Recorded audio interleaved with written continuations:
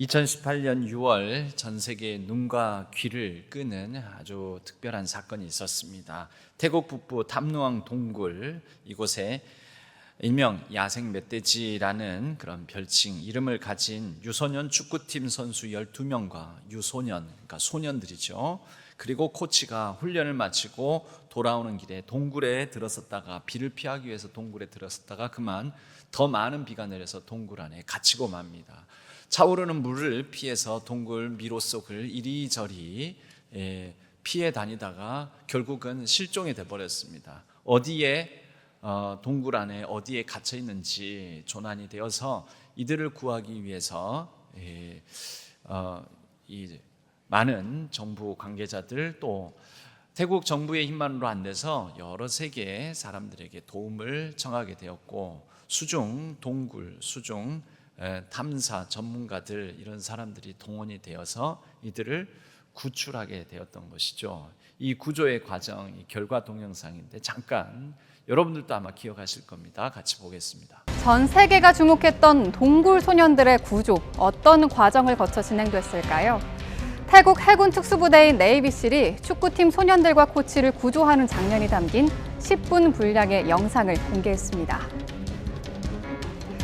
좁고 어두운 동굴 안 한 잠수사가 전등이 달린 헬멧을 쓰고 서둘러 특수장비를 착용합니다. 구조대원들은 가느다란 줄 하나를 따라서 앞이 보이지 않는 흙탕물 속으로 들어갑니다. 소년들을 누일 구조용 들것을 들고 좁은 동굴 통로와 가파른 경사의 돌계단을 숨가쁘게 오르내리는 대원들의 모습도 보입니다. 구조 과정은 험난했습니다. 소년들은 동굴 입구까지 4개의 침수 구간을 통과해야 했고요. 길게는 30분간의 잠수도 버텨내야 했습니다. This type of cave diving, you have to lay line or rope. That's your lifeline. So they were making progress, but it was very little progress, and they were exhausting themselves, spending anywhere from 4, 5, and 6 hours, and maybe covering 40 meters, 50 meters. 동굴 탈출 과정에는 다양한 장비가 사용되는데요. 물속에서 몸이 떠오르지도 가라앉지도 않도록 유지해주는 부력 보정기, 또 머리까지 감싸는 후드형 잠수복, 특수 마스크 등이 있습니다.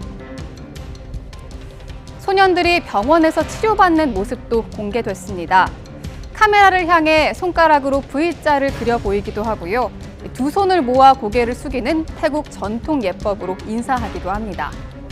태국 보건당국은 소년들의 몸무게가 다소 줄긴 했지만 건강 상태는 양호하다고 밝혔습니다. 세밀한 작전과 반드시 살아나간다는 소년들의 강한 생존 의지가 전원 구조라는 기적을 만들어냈습니다. 이 사건 기억하시는 분들도 있을 것입니다. 그때 전 세계 뉴스화가 되었던 그런 내용입니다. 이 장면 짧은 구조된 동영상 내용이지만 이것을 두 단계로 나눠볼 수가 있습니다. 동굴에 갇히게 되었습니다. 이들을 구조했습니다. 구조 단계가 있죠. 이제 동굴에서 빠져나왔구나. 여러분 거기서 끝납니까? 그럼 병원에 입원할 필요도 없잖아요. 입원해서 뭐합니까? 치료를 받습니다. 그러니까 구조 단계를 영어로 리스큐라는 단어를 씁니다. RESCUE. 구조 단계가 있죠. 동굴에서 그들을 동굴 어디에 갇혀 있는지 찾아서 동굴에서 나오게 만드는, 이 전문가들은 한 4개월 정도 걸릴 수도 있다라고까지 했습니다. 그러면 겨우 시체 인양 작업을 해야 될 것 같다라는, 처음에는 그런 분석을 내놓았지만 다행히도 17일 만에 기적적으로 모두 생환해서 구조하게 되었습니다. 그런데 거기서 끝나는 게 아니죠. 여러분 17일 동안 갇혀 있지 않았습니까?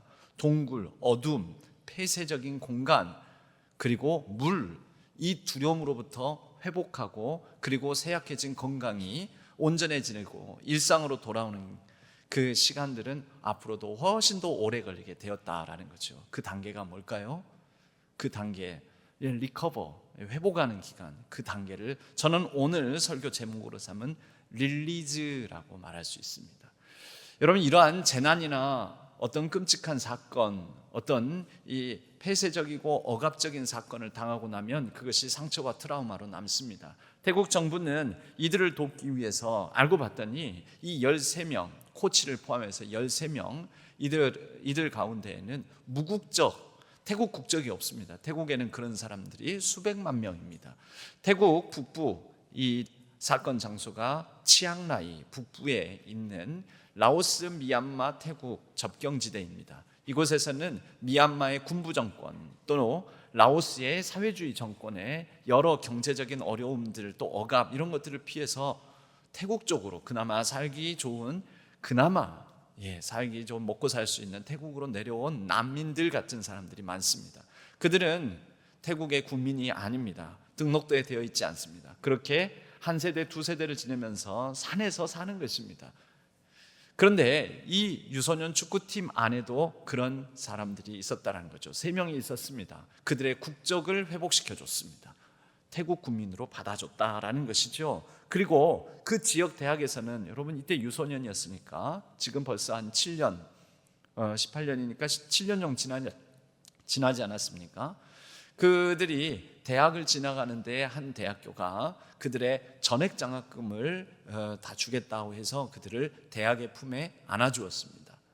그리고 세 번째, 그들의 건강, 정신 건강과 트라우마 회복을 위하여서 정부 차원에서 이들을 특별하게 지원하고 대우해 줬는데요. 특별히 언론들이 여러 접촉을 하려고 하는데 그 언론들을 통제하고 언론이 함부로 접촉하지 못하도록 아동보호법을 강력하게 적용하고 이들을 지켜줬습니다.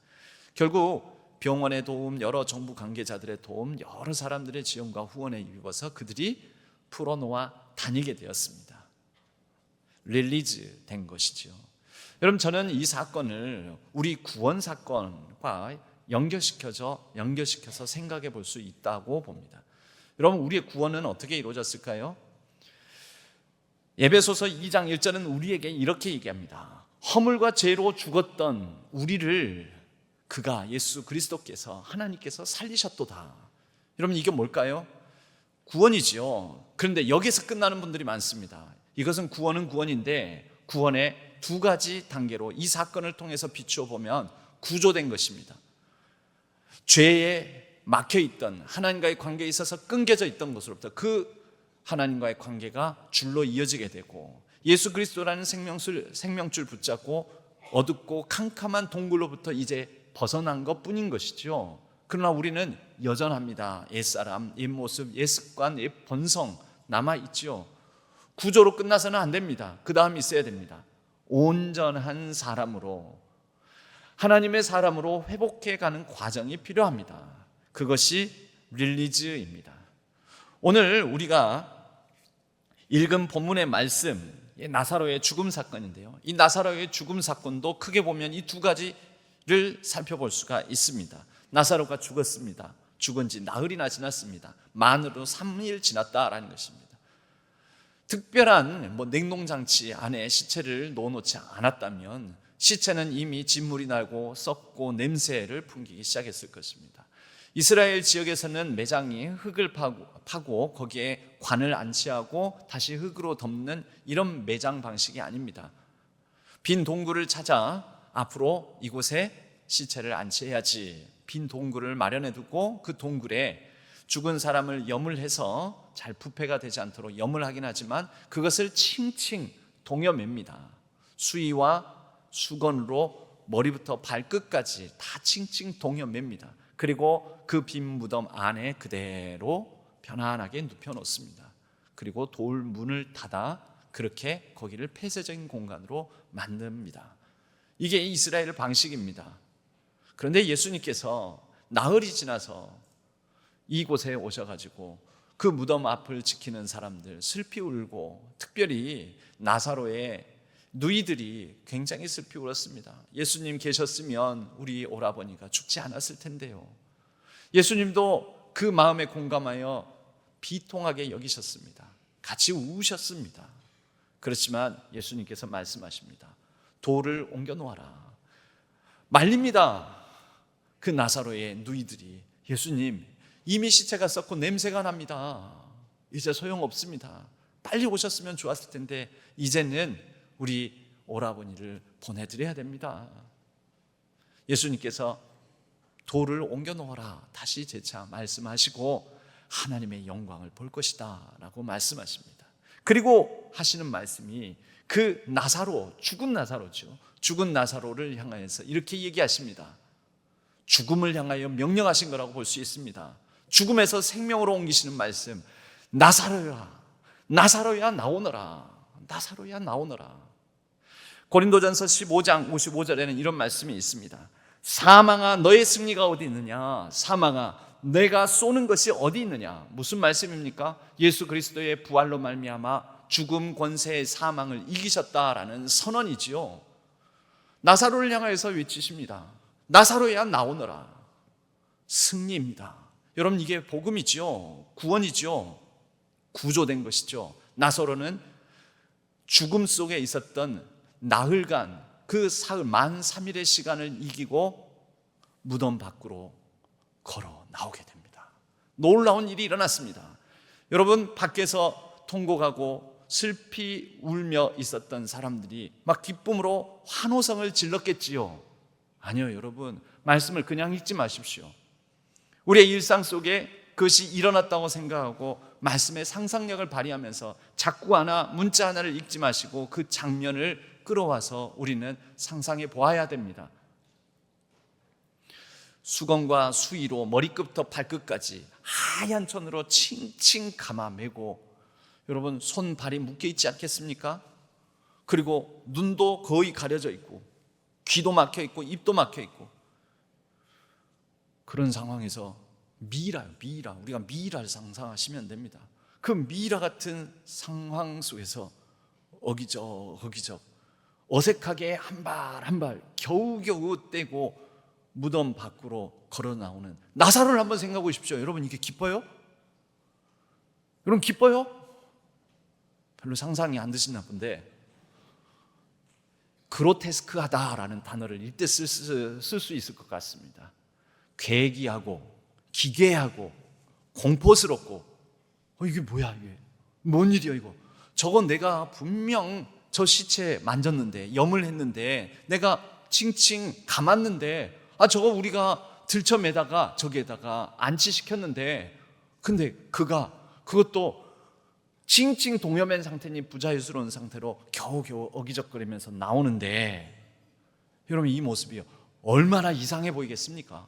공포스럽기도 하고요. 확인도 안 되는 거예요. 이게 사람인지 귀신인지 확인도 안 돼요. 여러분 우리가 구조된 상태는 어쩌면 세상 사람들에게는 기괴하게 보일 수도 있습니다. 여러분 구원 받으셨습니까?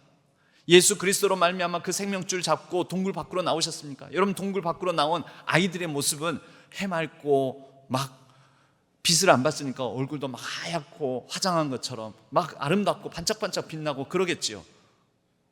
17일입니다. 17일 어떤 모습이었을까요? 흙탕물 뒤집어 쓰고 막 씻지도 않아서 지저분하고 냄새도 나고 그런 상태였을 것입니다. 지금 죽음에서 생명으로 옮겨졌을 뿐입니다. 구조받았을 뿐입니다. 그런데 어떤 사람들은 자신이 받은 구원을 이 단계에서 끝내는 분들이 있습니다. 냄새나고 아직 온전하지 못한 하나님의 형상이 완전히 회복되지 못한 모습으로 세상 속에서 나 구원받았네 막 기뻐 춤추면서 혼자 즐거워하는 거죠. 세상 사람들이 보기에는 기괴하다 이렇게 보일 수도 있다라는 거죠. 여러분 구원을 받아서 나는 죽어서 천국 간다라는 것에 거기에 머무십니까? 그러면 기괴할 수 있습니다. 그러고는 여전히 옛날 모습 그대로 자족하면서 그냥 옛날 모습 그대로 여전하게 살아갑니다. 여러분 그건 이상한 것입니다. 구원은 그 다음 차원이 있습니다. 구조받은 것으로 끝내지 마시고 허물과 죄로 말미암아 죽었던 우리를 살리셨도다 여기에서 끝날 것이 아니라 그 다음 과정이 있어야 된다는 거죠. 이 유소년 축구팀 아이들은 회복의 과정을 겪습니다. 그리고 일상으로 돌아갑니다. 그리고 축구 선수로 자라가게 됩니다. 그 지난한 오랜 과정 우리에게도 구원받았다라고 끝나는 것이 아니라 구원받은 자로서의 새로운 의미와 가치를 부여잡고 하나님의 사람으로서 살아가는 과정 릴리즈가 필요하다라는 거죠. 과거의 구습과 아픔과 상처에 짓눌리는 것이 아니고 미래에 대한 불안과 두려움으로 감싸여져서 살아가는 것이 아니고 릴리즈되어 릴리지 않은 삶. 여러분, 그 나사로를 향하여서 예수님께서 그 다음 말씀을 하시지 않습니까? 오늘 우리가 읽은 본문, 나사로야 나오라 그랬더니 죽은 자가 수족을 배로 동인 채로 나오는데 그 얼굴은 수건에 쌓였더라. 여러분, 이게 기괴할 수 있습니다. 그런데 예수님께서 다시 한번 말씀하십니다. 44절 하반절에 예수께서 이르시되 풀어놓아 다니게 하라. 풀어놓아 다니게 하라. 여러분들은 복음 안에서의 자유를 온전히 누리면서 풀어놓아 다니게 하라라는 삶까지 발전하고 계십니까? 우리의 구원의 의미가 그렇게 확장되고 있습니까? 아니면 구조된 리스큐 단계에서 머물고 계십니까? 릴리지는 우리를 향한 하나님의 특별한 명령입니다. 나사로가 저거 유령이나 귀신이 아니라 진짜 사람이구나, 풀어놓아 다니게 하라, 이 말씀이 주변 사람들에게 예수님께서 명하신 말씀입니다. 나사로 자신이 어떻게 이걸 끌고 나오겠습니까? 칭칭 동여매놨는데 옆에 사람들이 도와줘야죠. 예수님께서 모든 칭칭 감아매던 것이 다 풀어져라. 분명 전능의 하나님, 사망에서 생명으로 옮기신 그 능력의 주님은 그렇게 말씀하실 수도 있을 것이지만 그것을 누구에게 명하셨습니까? 곁에 아직 긴가민가 또 공포에 사로잡혀 있는 그들에게 명하셨습니다. 공동체적 명령이라는 것입니다. 오늘날 그 공동체는 누구입니까? 교회입니다. 오늘날 그 공동체 옆에서 울고 있는 사람들은 누구입니까? 여전히 슬픔에 잠겨 있는 사람 또는 공포와 불안에 사로잡히는 사람들은 누구입니까? 우리들입니다. 그리스도인들을 향한 명령, 구원받은 백성, 하나님 나라 백성들에게 주신 명령이 바로 풀어놓아 다니게 하라라는 말씀입니다. 여러분, 이 풀어놓아 다니게 하라라는 말씀은 몇 가지 차원으로 우리의 신앙을 업그레이드 시켜 나갑니다. 먼저는 개인과 개인과의 관계, 또 한 개인의 차원입니다. 각 개인에게는 예수 그리스도를 믿고 교회를 다니고 예수 그리스도를 구원 주로 그렇게 섬기면서 살아가도 마음 안에 풀리지 않는 여러 아픔, 트라우마, 상처, 고통, 이런 그런 사람들이 있습니다. 기도해야 되겠지요. 믿음으로 이런 것들을 극복해내야 되겠지요. 그런데요, 이 말씀은 공동체, 옆에 있는 사람들에게 주시는 것입니다. 옆에 있는 교인들이 그런 아픔을 당하고 있는 사람이 있다면 손 한번 잡아주고, 움직이지 못하는, 꼼짝달싹 못하는 그 사람 곁에서 밥 한 술 떠먹여주고, 때론 밥도 사고, 꽉 움켜진 손이 아니라 손을 펴서 그 사람을 돕고 토닥여주고, 여러분, 이런 개인적인 차원이 있죠. 용서하고 용납하고 서로 불쌍히 여기고 친절하게 대하며, 여러분, 이런 개인적인 차원이 있습니다. 그러나 개인적인 차원에서 그 다음 차원이 또 있습니다. 무엇입니까? 사회적인 차원입니다. 사회 안에는 여러 불의, 악습, 또 구조와 잘못된 제도, 이런 걸로 말미암아 사회 안에 풀어놓아 다니지 못하게 하는 여러 장벽들이 있습니다. 18세기, 19세기 1700년대에서 1800년대 사이에 영국 의회의 국회의원, 원래 이 사람은 수상 후보로까지 거론된 사람이었습니다. 집안 배경 좋았죠. 잘 살았죠. 혼자 호의도식 할 수 있는 사람이었지만 은혜를 받고 성공의 사제, 목회자가 되고자 하는 그런 마음도 품었었습니다. 그런데 그에게 주신 하나님의 소명이, 아니, 목회자가 아니라 너는 정치인이 되라. 그 세상 가운데 내 뜻을 펼쳐라. 그런 하나님의 마음을 주셔서 그는 정치인, 그래서 영국의 의회 의원이 됩니다. 그가 본 사회에 불의와 악습이 있었습니다. 그것은 뭐냐면 그때 당시 노예 무역이었습니다. 해가 지지 않는 나라, 전 세계에 걸쳐서 어마어마한 영토를, 식민지를 개척하고 있었던 영국은 당시 아프리카 흑인들 노예 무역선을 운영하여 그로 말미암아 엄청난 수입을 올리게 됩니다. 영국 의회 의원들 가운데서도 그 수입원으로 자신의 부를 쌓아나가는 사람들 있었습니다. 그런데 윌리엄 윌버포스는 그런 상황 속에서 이거 잘못됐다. 인간이 인간을 사고팔고 그것을 통하여서 자기 부와 유익을 얻고 이건 잘못됐다. 노예 무역, 우리가 영국이 신사의 나라, 우리가 하나님의 백성이라 하면 이래서는 안 된다 하면서 노예 무역을 금지하는 법안을 제정하여 통과시키려고 합니다. 동료 의원들로부터 조롱을 당합니다. 손가락질을 받습니다. 엄청난 반대에 부딪힙니다. 수상 물 건너갔습니다. 포기하지 않습니다. 그는 혼자 할 수 없었습니다. 풀어놓아 다니게 하라 하는 데는 한 사람이 아니라 공동체가 필요합니다. 클래펌 공동체라는 곳을 그를 후원하고 지지해주는 공동체가 있었습니다.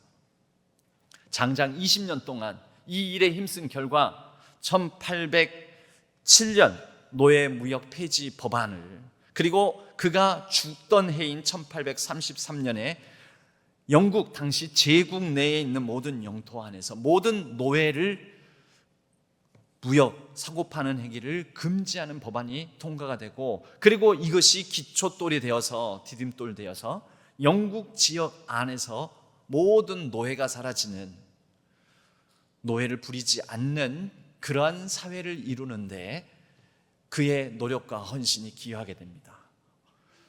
노예는 무엇입니까? 꽁꽁 싸매진 사람들이죠. 자유가 없는 사람들, 그들에게 자유를 주는 일들이 있게 되었다라는 것입니다. 풀어놓아 다니게 하라. 여러분, 이것이 민족적인 차원으로도 역할을 할 수 있습니다. 풀어놓아 다니게 하라. 우리 민족이 일제의 지배를 1910년부터 45년까지 받았습니다. 그런데 그 시절에 분연히 떨쳐 일어나 자기의 생명도 아끼지 아니하고 민족의 자유함을 위해서, 그리고 무지한 우리 식민지 백성들의 이 무지로부터 자유함을 위하여서 풀어놓아 다니게 하기 위하여 교육 선교를 했던 민족의 선각자들이 있습니다. 3.1 독립운동을 비롯하여 또 교육을 통하여서 우리 민족을 부흥시켜야 된다. 또 질병으로부터 벗어나게 해야 된다. 가난으로부터 벗어나게 해야 된다. 여러분, 이러한 모든 일들의 앞장선 민족 지도자들과 또 선교사들이 있었습니다. 여러분, 그들이 하는 이 모든 일들이 다 무엇이었습니까? 풀어놓아 다니게 하라. 단순히 구원뿐만 아니라 예수 믿고 구원받으세요, 예수 믿고 천국 가세요 정도가 아니라 그것을 뛰어넘어서 민족을 풀어놓아 다니게 하는 그러한 역할을 감당했던 우리 기독교사의 아름다운 모습이 있습니다. 여러분, 때때로는 땅과 기억이, 땅에 대한 기억, 땅에 대한 아픔의 기억이 그 땅을 짓누르고 있습니다. 그럴 때 그 땅을 바꾸는 일들도 있습니다. 그 땅을 풀어놓아 다니게 하라, 이 말씀이 실현되게 하는 일도 있다라는 거죠. 서울에 가면은 지금은 관광명소이자 세계적으로 세계의 사람들도 와서 꼭 이곳을 산책하고 다니면서, 와, 서울 한복판에 정말 멋진 천이 흐르는데 공원이 있는데 너무 좋다, 도심 빌딩 숲 사이에 이런 쉼터가 있다니. 여러분, 그곳이 어디냐면 청계천입니다. 원래 청계천은 가난한 사람들, 빈민들이 모여 살던 곳이었습니다. 그리고 6.25 지나고 산업화 시기에는 청계천이 동양치라고 옛날에 그런 표현들이 있는데요, 동양하면서 살아가는 사람, 거기에는 땡초, 왕초가 있습니다. 그래가지고 그 하나의 집단 생활을 하면서 다리 밑에서, 그래서 불량한 사람들이 이렇게 사는 곳. 그리고 청계천 그 천변에는요, 빈민촌들, 판자촌들이 형성돼가지고 그대로 배설물들 다 청계천으로 흘려보내고, 그래서 오물, 악취, 범벅이 되고 환경도 안 좋고, 나중에 이 청계천을, 야, 이거 이대로 둬서는 안 되겠다고 청계천을 어떻게 했냐면 없애버릴 생각을 하는데, 어떻게 없앴냐면 콘크리트로 싹 덮어버립니다.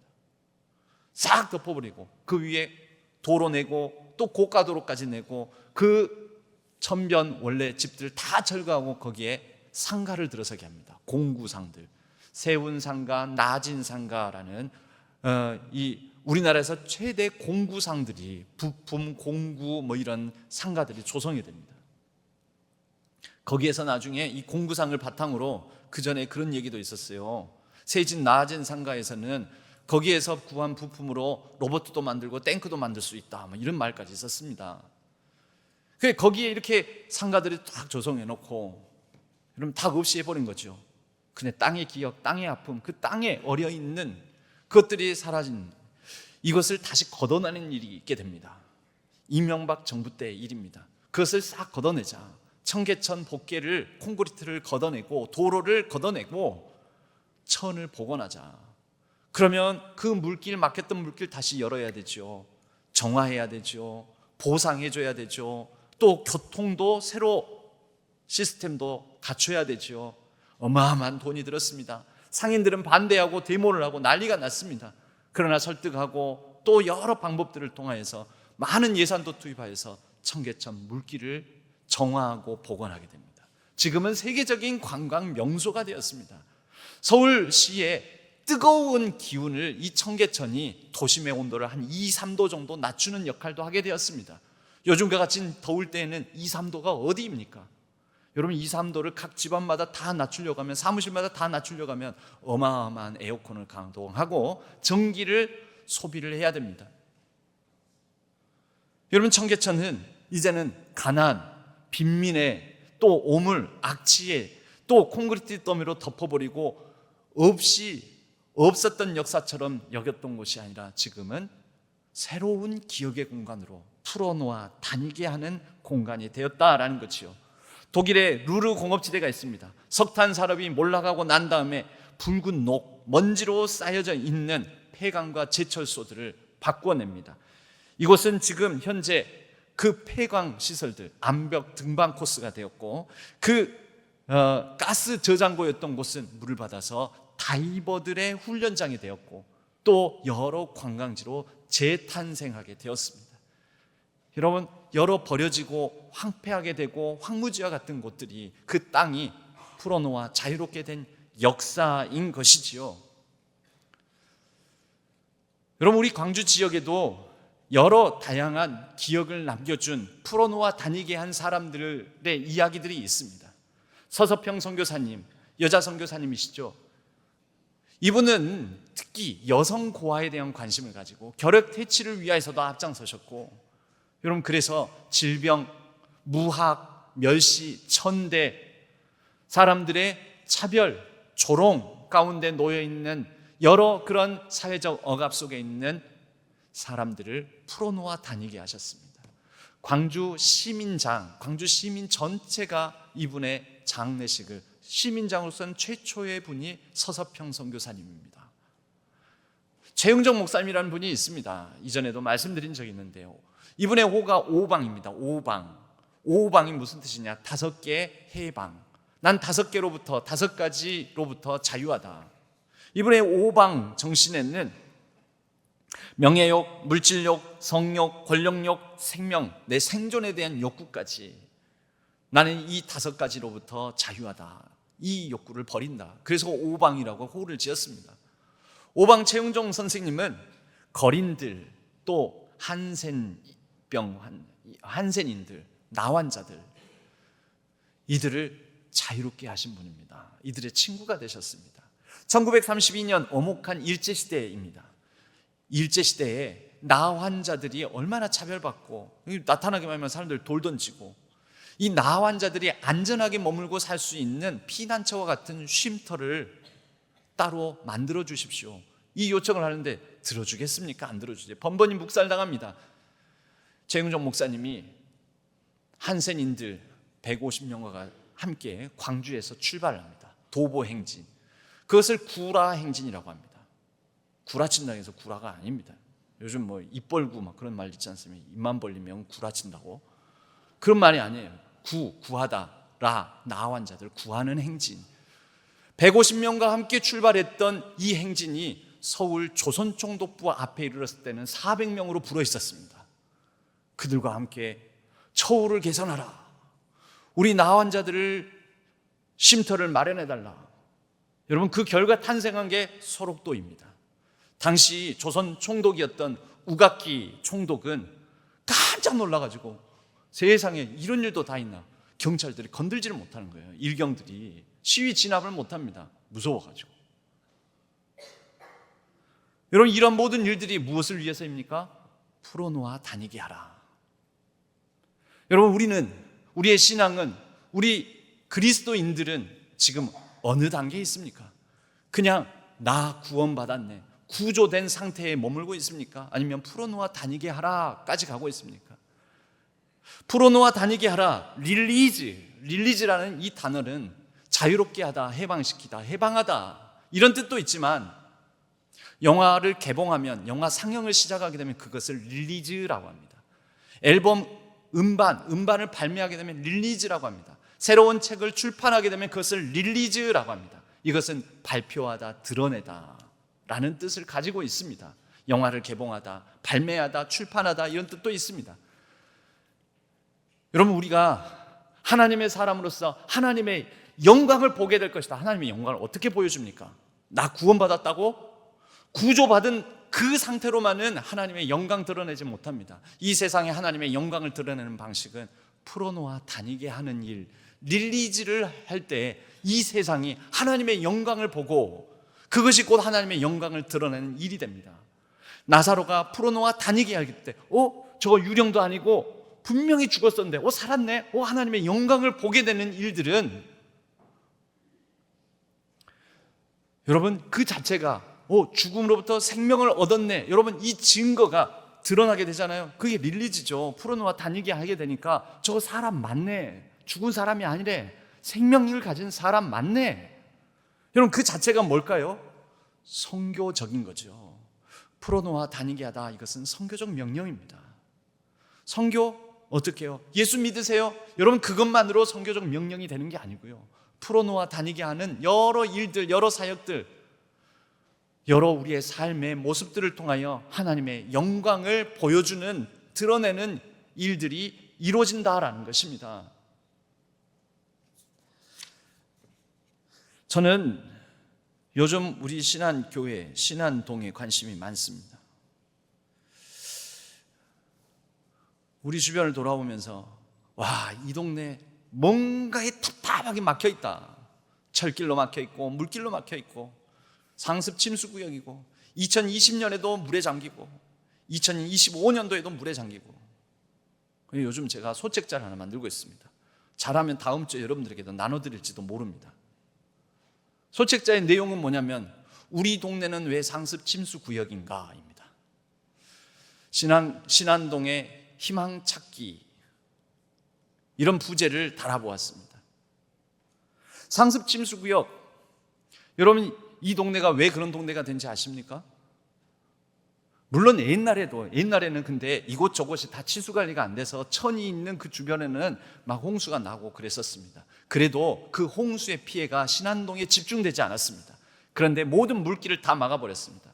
신안천으로 흘러들어오는 이 물길은 원래 큰 두 가지 줄기로부터 옵니다. 하나는 저 전대 정문 앞으로 해가지고 북구청 앞으로 해서 문흥동 지역까지 이렇게 있는 서방천에서 나옵니다. 서방천. 저 물줄기 한 지도, 여기 저 새 물줄기가 만나는 곳 있죠? 좌측 하단 위쪽에. 그리고 저 철길 보이세요? 철길 위쪽에 새 물줄기가 만나는 곳, 거기가 여기예요. 여기. 원래 물줄기가 이쪽 우측 물줄기 저 위까지 올라가는 저 물줄기, 무등산 이쪽 저쪽에서 막 흘러내는 물줄기가 이렇게 오는데, 아마 각하동, 두암동, 문흥동, 이쪽 오치동 사는 분들 물줄기 하나도 못 보셨을 겁니다. 왠지 아십니까? 다 딸에 막아버려가지고 그렇습니다. 콘크리트로 도배를 다 해버렸습니다. 옛날 기억이 있는 분들은 옛날 그 물줄기 있었어요. 목사님, 저 알아요. 거기에서 고기도 잡고 멱도 감은 적도 있어요. 그런 분들이 있을 겁니다. 다 때려 막아버렸습니다. 그리고 끝까지 때려 막지 못한 곳이 여기입니다. 또 다른 물줄기는 영봉동 저쪽 일곡지구까지 올라가는 저쪽 왼쪽 물줄기입니다. 그 물줄기가 때려 막는다고 해서 물이 잡히는지 아십니까? 물은 정직합니다. 무조건 높은 곳에서 낮은 곳으로, 산줄기를 타고 내리고 조금이나 낮은 곳이 있으면 그쪽으로 흘러내립니다. 그리고 합류가 됩니다. 근데 제가 새로운 물줄기를 또 하나 발견했는데요. 저희 집 아파트에서 베란다로 딱 내다보면 신안천이 보이는데, 신안천 역분역에서 엄청난 물이 막 비만 오면 쏟아져 들어옵니다. 이 물줄기하고 다른 물줄기, 그게 뭐냐면 저 밑에 직선으로 돼 있는 물줄기 있죠. 저게 옛날에 저 끝자락에 경양호가 있었습니다. 경양방죽이라고. 아시는 분 있죠? 그 자리 다 메꿔가지고, 뭘 깎아가지고? 태봉산 깎아가지고 메꿔가지고 그 자리에다 시청 만들고, 지금은 홈플러스 자리이지 않습니까? 근데 왜 그렇게 호수를 없앴다고 해서 물줄기가 사라진 게 아닙니다. 그래서 경양수로를 만들었습니다. 경양수로 직선화를 시켜가지고 경양수로를 만들어가지고 비가 내리면 엄청난 물이 저 경양수로를 따라서, 지금은 다 도로로, 신안동 그 동사무소 행정센터 있죠? 그 앞쪽으로 밑에 지하로 흐르는 저 경양수로가 있어요. 경양수로에서 또 어마어마한 물줄기가 저쪽으로 역군역에서 터져 나옵니다. 그러니까 저 역군역에서 터져 나오니까 저 합류된 물줄기가 가면서도 부딪히니까 이게 압력을 받아가지고 역류가 또 일어나는 거죠. 여러분, 이 동네가 그래서 비만 오면 망가지는 거죠. 오물, 악진하는 오수, 하수 다 받아내면서. 여러분, 문제가 있죠? 이건 불의한 거예요. 불공정한 거예요. 그러면 이 땅은 이대로 살아야 됩니까? 잘못됐죠? 이 동네 어떻게 풀어놓아 다니게 할까? 릴리즈. 그래서 지난주에 이어서 제가 이 설교를 하는 것입니다. 지난주에는 리플로우, 다시 흐르게 하라. 릴리즈, 풀어놓아 다니게 하라. 여러분, 물들도 풀어놓아 다니게 해야 되고요. 이 땅도 콘크리트 더미에 억눌렸던 이 땅도 새로운 상습 침수 구역이라는 오명이 아니라 이곳이 새로운 기억의 공간으로 탈바꿈해야 될 거 아닙니까? 지난주 제 설교가 어떤 영향을 조금이라도 미쳤는지 광주광역시장님이 시민안전실장, 알고 봤더니 꽤 높은 분이더라고요. 잘 몰랐는데 한 3급? 2급? 3급? 시민안전실장님과 과장님, 계장님, 또 주무관까지 4분이 저를 찾아오셨어요. 그래서 목사님이 여기 이 신안동 상습 침수구에 관심이 많다고 그래서 좀 설명을 드리기 위해서 왔습니다 하고 왔어요. 그래가지고 많은 설명들을 하시더라고요. 이렇게 제가 할 수 있는 얘기 다 했어요. 그런데 이렇게 해가지고 물을 잡고 뭐 지하에 어마어마한 물 저장 조류소를 만들어서 3군데에 만들어서 뭐 해결을 하고, 다 좋은 생각 같았어요. 그러면 어느 정도라도 좀 이 어떤 물 피해를 피하지 않겠습니까? 뭐 다 들었습니다. 뭐 장기적으로는 이 복개된 것을 열어볼 계획도 가지고 있다고 해요. 계획은 계획일 뿐이죠. 결국은 돈의 문제고, 결국은 주민 편의의 문제고, 이해관계가 충돌하고 그럴 텐데 그거 한참 걸릴 일이니까 제가 근데 그 얘기 그때 이런 말씀을 드렸습니다. 아니, 그것은요, 최소한 비가 올 때 비 피해를 걱정하지 않고 살아갈 수 있는 그냥 최소한의 환경이 이루어지는데 이렇게 긴 장황한 얘기 하신 거고요. 제가 요구하는 건, 제가 바라는 거는 그 정도가 아닙니다. 이 지역이 피해 있고 그동안 눌려왔던 것에 대한 보상은 있어야 될 거 아닙니까? 다른 지역 비 피해 걱정 안 하는 그 정도 수준 맞춰주는 게 지금 대책이라고 내놓으시면 안 됩니다. 여기에 불공정함을 해소하는 차원의 조금 더 큰 투자가 있어야 됩니다. 제가 이번 주에 또 그래서 고민을 좀 해봤습니다. 그래서 제가 이런 생각을 해봅니다. 여러분, 아까 동굴에서 빠져나온 그 지역 있죠? 그 동굴 앞과 그 산, 침수가 일어나가지고 13명의 유소년단이 갇혀있던 그곳이 지금은 세계적인 관광 명소가 되었습니다. 1년에 100만 명이 찾아온답니다. 왜요? 이곳이 17일 만에 아이들이 코치와 더불어서 다 생활한 그런 곳이야. 여러분, 고통을 당하고 아픔이 있었던 자리가 새로운 기억의 공간이 된 것이죠.